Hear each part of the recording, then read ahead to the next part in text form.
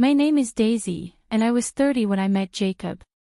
We both worked for Global Tech, a large international company. I was a translator, and Jacob worked in the IT department. Always ready with a joke or a helping hand when my computer decided to throw a tantrum, Jacob quickly became a constant presence in my day. It didn't take long for our coffee breaks to turn into dinner dates, and soon enough, we were inseparable. A year later, Jacob got down on one knee in the middle of our favorite park. The wedding was a whirlwind of white lace and champagne toasts. Jacob's parents, Amanda and Blake, seemed nice enough. Amanda hugged me tightly and whispered, "Welcome to the family, dear." If only I had known then what that welcome truly meant. After the honeymoon, we moved into Jacob's apartment. It was spacious and modern, with a view of the city skyline that took my breath away. "This is perfect," I said, twirling around the living room. Jacob grinned. "Wait till you see the kitchen." Mom insisted on getting all top-of-the-line appliances. When I first moved in, I should have paid more attention to those words. I should have asked more questions. But I was too caught up in the excitement of starting our life together. The first few weeks were bliss. Jacob and I fell into an easy rhythm, sharing chores and enjoying quiet evenings together. Then, one Saturday morning, it happened. I was in the kitchen, attempting to make pancakes, when I heard the front door open. Thinking Jacob had returned from his morning run, I called out, "Hope you're hungry, babe." But it wasn't Jacob who walked into the kitchen, it was Amanda. "Oh, hello, dear," she said, her eyes scanning the mess I'd made. "I thought I'd pop in and see how you two are settling in." I stood there, spatula in hand, completely stunned. "Amanda, how did you?" She dangled a key in front of me. "I have a spare, of course. How else would I check on my Jacob-me?" Amanda bustled past me, opening cupboards and peering into the fridge. I watched in disbelief as she pulled out cleaning supplies and started wiping down the already spotless counters. "But we're married now, you don't need to," I began. "Nonsense," she interrupted. "Jacob-me's still my boy, and I have so much free time these days. I'm happy to help." For the next hour, I endured a running commentary on my housekeeping skills, or lack thereof, according to Amanda.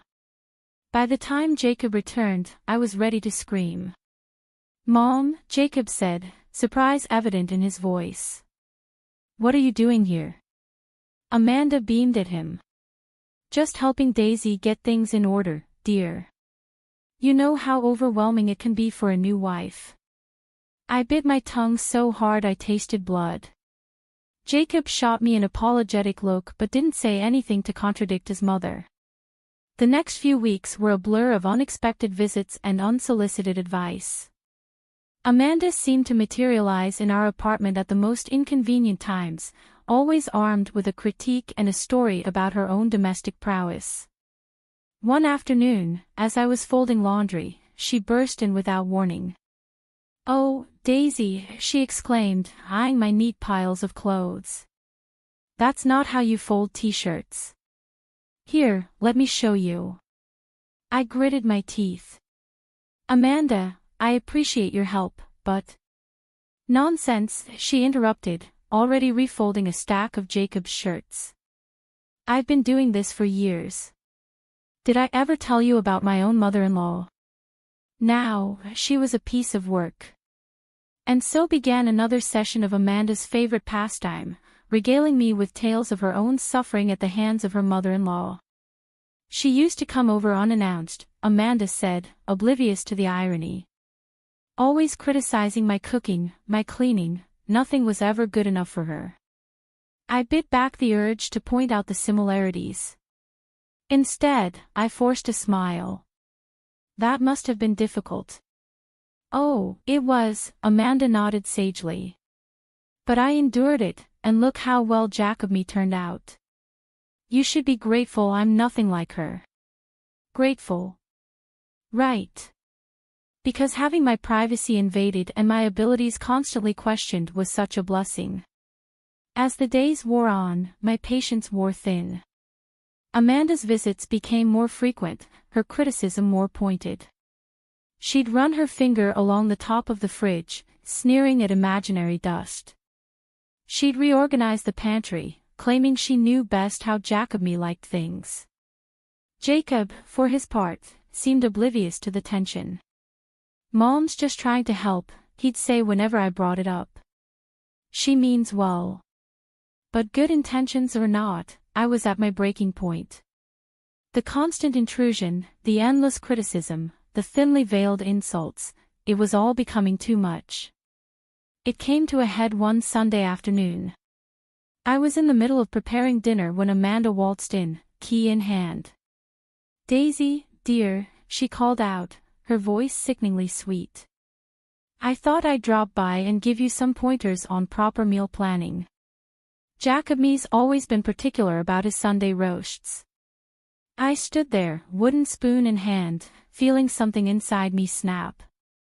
This was my home, my kitchen, my marriage, and I'd had enough. Taking a deep breath, I turned to face her. "Amanda," I said, my voice surprisingly steady, "we need to talk." Her eyebrows shot up in surprise. "About what, dear?"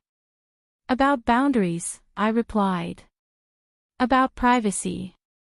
I appreciate your intention to help, but coming over unannounced, criticizing everything I do, it's not helping.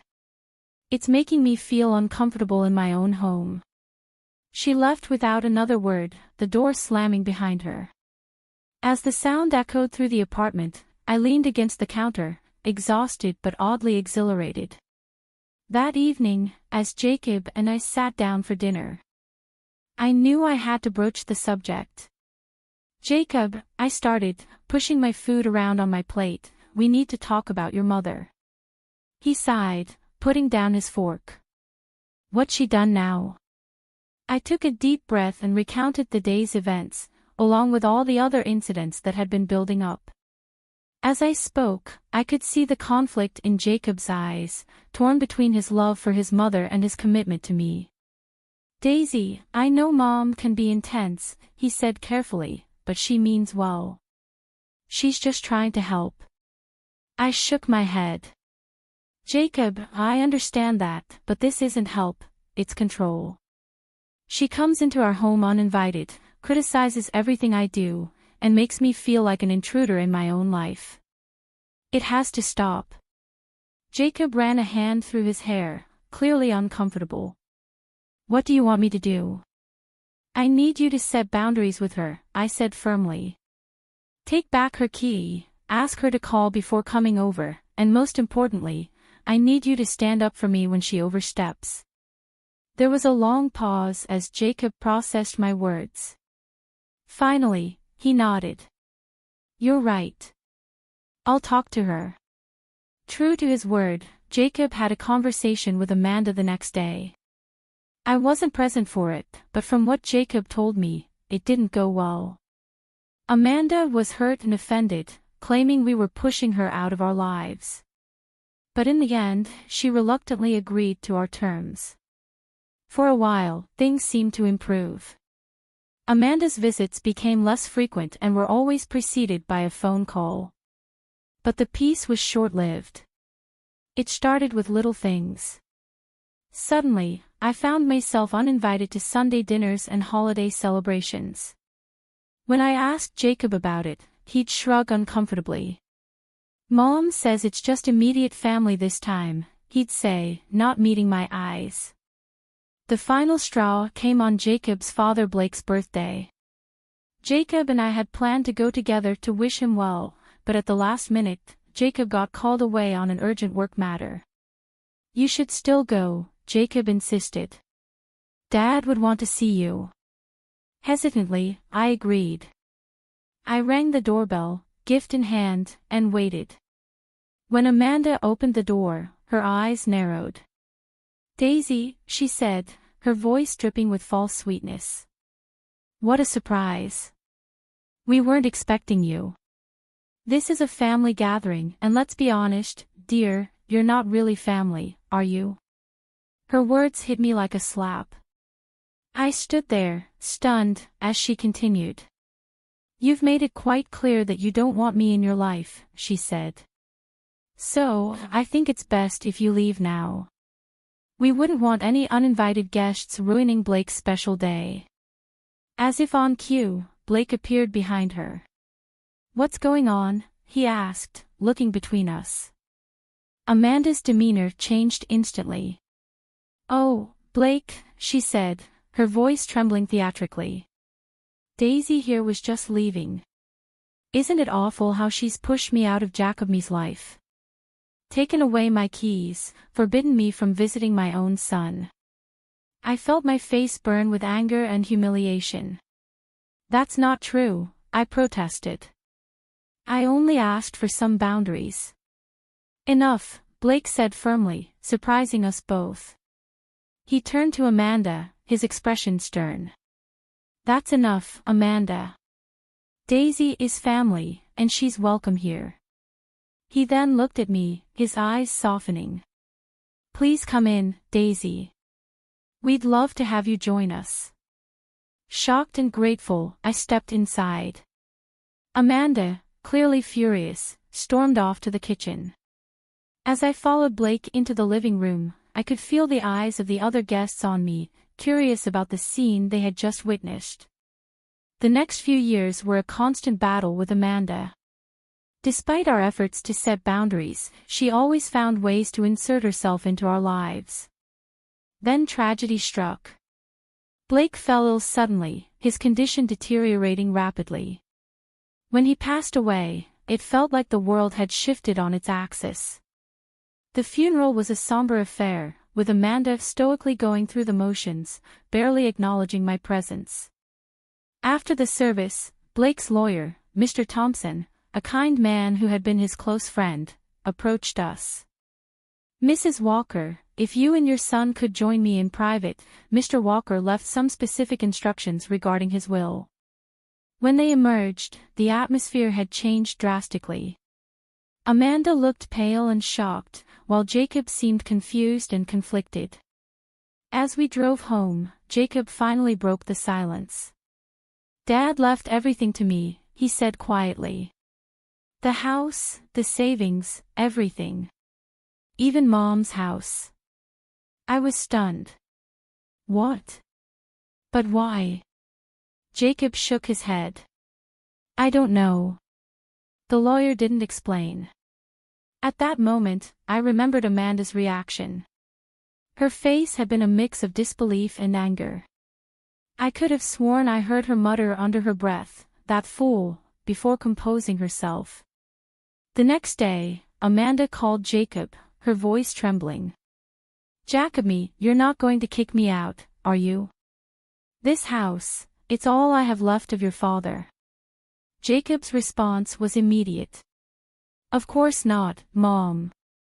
The house is yours to live in, and I'll set up a monthly allowance for you. I didn't object. It was Jacob's inheritance, his money, his decision.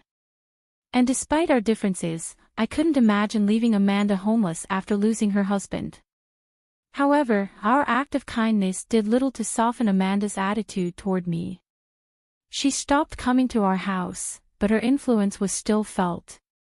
She called Jacob constantly, always with some emergency or excuse for why he needed to come over. Jacobme, the sink is leaking. I think I heard a strange noise in the attic. I'm not feeling well. Could you stay the night just in case? Jacob, ever the dutiful son, would rush to her aid, often staying overnight. It was driving me crazy. As Amanda's birthday approached, I braced myself for another round of exclusion. For the past 2 years, I'd been pointedly uninvited from family gatherings, relegated to the role of an outsider in my own marriage. So when Jacob announced he had to leave on a last-minute business trip, I resigned myself to a quiet evening alone. I was surprised then when my phone rang the day before Amanda's birthday. Even more surprising was the name on the caller ID. Daisy, dear, Amanda's voice oozed sweetness through the speaker. I'm calling about my birthday celebration tomorrow, Amanda began, her voice unusually soft. I know we've had our differences, but I'm tired of all this hostility. I'd like us to reconcile. I stood there, phone pressed to my ear, utterly dumbfounded. You want me to come to your birthday party? Of course, dear. I know Jacob me can't make it, but I'd love to see you there. What do you say? Part of me wanted to refuse outright. After years of snubs and barely veiled insults, why should I believe this sudden change of heart? But Amanda's voice sounded so sincere, so genuinely warm, that I found myself wavering. I suppose I could stop by, I heard myself say. Wonderful! Amanda exclaimed. It's at the Willow Creek Country Club. I'll see you at 7. The next evening, I found myself driving to the country club, a carefully chosen gift and a bouquet of flowers on the passenger seat beside me. As I approached the entrance, a sense of unease settled in my stomach. I pulled up to the security barrier, where a guard stepped out of his booth. Name, please, he said. Daisy Walker, I replied, trying to sound confident. The guard scanned his list, then frowned. I'm sorry, ma'am, but I don't see that name here. There must be some mistake, I said, my anxiety growing. Amanda Walker invited me personally. I'm her daughter-in-law. The guard shook his head. I'm sorry, but if you're not on the list, I can't let you in. It's a private event. Flustered, I got out of the car and pulled out my phone to call Amanda. After a few rings, she picked up. Amanda, it's Daisy. I'm at the entrance, but they won't let me in. A few minutes later, I saw Amanda approaching the barrier, surrounded by a group of well-dressed guests. They were all laughing, glasses in hand, clearly enjoying the party, which was already in full swing. As Amanda neared my car, I expected her to clear up the misunderstanding with the guard. Instead, she fixed me with a cold stare that sent chills down my spine. Well, she said, her voice dripping with disdain. If it isn't the little gold digger herself. Did you really think I'd let trash like you into my birthday celebration? I stood there, stunned, as Amanda continued her tirade. I specifically chose this venue to keep out unwanted elements like you. Why are you even here? You're not family, you're nothing but a money-hungry tramp who trapped my son. The guests behind her tittered, clearly enjoying the show. I felt my face burning with humiliation and anger. But you invited me. I stammered. You said you wanted to reconcile. Amanda's laugh was cold and cruel. Oh, you poor, naive girl. I wanted to see just how desperate you were to get your hands on our family's money. And look at you, showing up like a stray dog begging for scraps. For a moment, I stood face to face with Amanda, seeing the malice gleaming in her eyes. Then, with deliberate slowness, I dropped the flowers and gift at her feet. Without another word, I got back in my car and drove away, Amanda's mocking laughter and the sounds of the party fading behind me.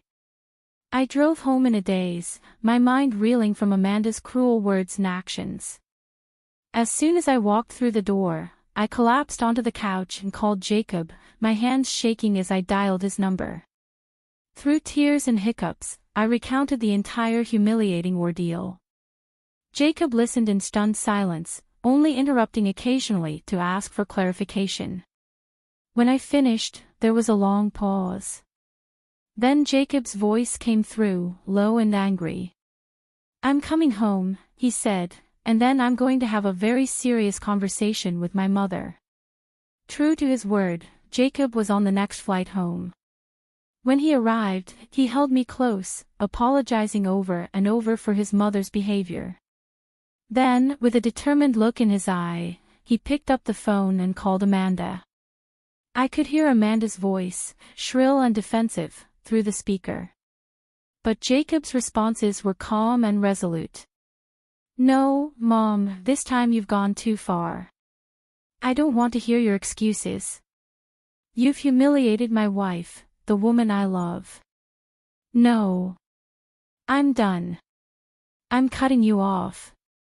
No more allowance, no more help. You're on your own." For a week, we enjoyed a peace we hadn't known in years.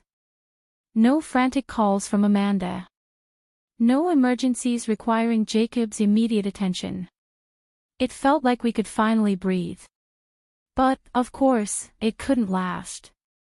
One afternoon, there was a knock at our door.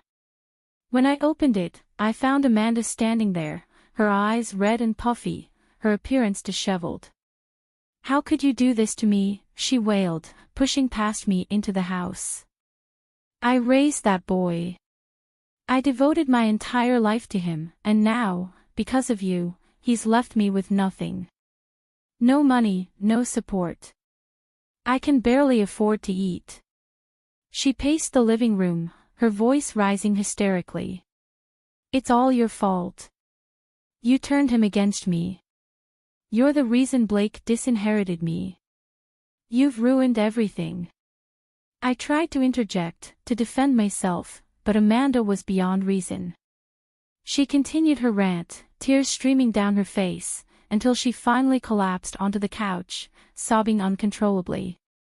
After a few minutes, Amanda composed herself and left without another word, leaving me standing in the middle of the living room, confused and conflicted. As the door closed behind her, I made a decision. I needed answers, and I knew just who might have them. The next day, I found myself sitting across from Blake's lawyer in his office. The room was warm and inviting, with shelves lined with law books and framed diplomas on the walls. Mr. Thompson looked at me with kind eyes, his hands folded on the desk between us. "Mrs. Walker," he began, "I understand you have some questions about your father-in-law's will." I nodded, taking a deep breath. "Yes, I do. I need to understand why Blake left everything to Jacob and nothing to Amanda. It just doesn't make sense." Mr. Thompson leaned back in his chair, a conflicted look crossing his face. He seemed to be weighing his words carefully. "Mrs. Walker, I've known the family for a long time, and what I'm about to tell you, well, it's not pleasant. The truth is, Amanda had been unfaithful to Blake." I felt my jaw drop. "What?" "She had a lover," Mr. Thompson continued, "a man who passed away shortly before Blake's death. This man left Amanda a significant amount of property in his will." I sat there, stunned, as Mr. Thompson went on. "Blake found out about the affair and the inheritance. They had a terrible argument, and that's when he decided to change his will, leaving everything to Jacob." My mind was reeling. Amanda, who had always portrayed herself as the devoted wife and mother, had been living a double life. But Mr. Thompson wasn't finished. "There's more," he said, his voice somber. "Years ago, when Jacob was just a boy, Blake's mother, Jacob's grandmother, fell ill. She had saved money for years to afford a place in a private nursing home where she hoped to spend her final days in comfort." I listened, a sense of dread growing in the pit of my stomach. Amanda convinced Blake to sell his mother's property and send her to a state-run facility instead. They kept the money for themselves and rarely visited the poor woman. She passed away not long after, alone and neglected. I felt sick. The Amanda I knew was manipulative and cruel, but this was a level of callousness I couldn't have imagined. "Blake carried that guilt with him for years," Mr. Thompson said softly. "I think changing his will was his way of trying to make things right, to ensure that Amanda couldn't do to Jacob what she had done to his mother." As I left Mr. Thompson's office, my head was spinning. The woman who had accused me of being a gold digger had been the real predator all along, pursuing her own interests at the expense of her family's well-being and happiness. That evening, when Jacob came home from work, I sat him down and recounted everything I had learned from Mr. Thompson. Jacob listened in stunned silence, his face a mix of disbelief, anger, and profound sadness. "I can't believe it," he said when I finished, his voice barely above a whisper. "All these years, she's been lying to us, manipulating us." We stayed up late into the night, talking through the implications of these revelations. Jacob was devastated but also resolute. "This ends now," he said firmly. We didn't have to wait long for Amanda to make her next move. A few days later, she showed up at our door, all tears and pleas for help. "Jacob, she began, her voice quavering. "I know you're angry, but please, I need your help. I have nothing left." Jacob's face was like stone as he replied, "That's not true, is it, Mom? We know about your lover, about the apartment and the money he left you." Amanda's face drained of color. What are you talking about?" "Drop the act," Jacob said, his voice cold. "We know everything, about your affair, about what you did to Grandma, all of it." Amanda's demeanor changed instantly. Gone was the pitiful, pleading woman. In her place stood someone I recognized all too well, calculating, angry, and ready to lash out. "How dare you," she shrieked. "After everything I've done for you. You ungrateful, selfish boy." Jacob didn't flinch. "Ungrateful? You're right, I am. Unlike you, I won't be sending you to a state nursing home to die alone." Amanda recoiled as if she'd been slapped. Jacob continued, his voice steady. "I'm selling the house. You need to leave. Use the money and property your lover left you and stop trying to deceive and use everyone around you." Amanda's indignant screams could probably be heard down the block, but Jacob remained unmoved. He gave her a deadline to vacate the house, and true to his word, he sold it soon after. We later learned that Amanda had moved into the apartment left to her by her lover, evicting the current tenants and having to pay a hefty sum for breaking their lease. She tried calling Jacob a few times after that, alternating between tearful pleas and angry accusations, but we stood firm in our decision to cut ties. As the dust settled from this tumultuous period, Jacob and I found ourselves looking toward the future. And what a future it was shaping up to be. I was pregnant. We decided to sell our apartment and look for a small house, somewhere we could raise our child in peace, away from the shadows of the past. We were careful not to let any news of the pregnancy or our plans to move reach Amanda. The last thing we wanted was for her to find a way back into our lives, especially with a baby on the way. Driving away toward our new home and new life, I felt a sense of hope I hadn't experienced in years. Whatever challenges lay ahead, I knew Jacob and I would face them together, stronger for having weathered the storm.